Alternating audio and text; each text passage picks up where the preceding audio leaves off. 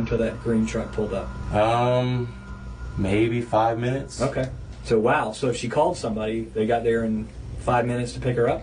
Well, I mean, like I said, it looked like she was going to call somebody, and that's when the green truck came around, and she got in. So she is in the truck. What happened at that point? They drove back around, kind of looped around a little bit. Which way did they drive? So I guess they exited that way, and at that point, I left. Lee doubles down on the lie, again, thinking that this puts him completely in the clear, as he wouldn't have been the last person to see Savannah, but his decisions continue to work against him.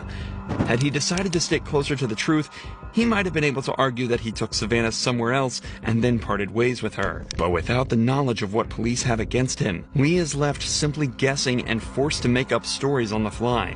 This is why it's so important to call a lawyer, innocent or not. In an interrogation, detectives are allowed to both lie and withhold evidence from you, putting you in a very difficult situation where you're at the mercy of their tactics and games.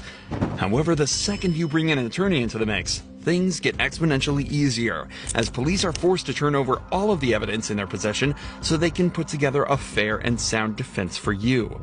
Calling a lawyer isn't just having a wingman at the interrogation room. It's an unlocked door that bypasses almost all of the police's tricks. It goes from them interrogating you to a legal battle.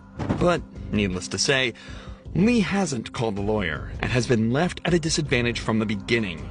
If Lee was as smart as he thinks he is, he wouldn't have waived this right, and likely would be in a much better position. What happened to your neck?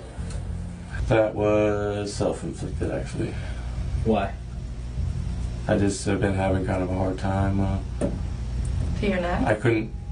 Yeah, I did. And what did you use? a knife. When did you do that?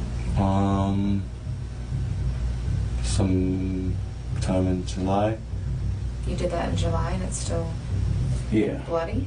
Well, I kind of peeled the scab here and there at work, hitting it on stuff like that. I peeled it last night working, and it was coming off a little bit today, so I peeled that a little bit. All right, let me see.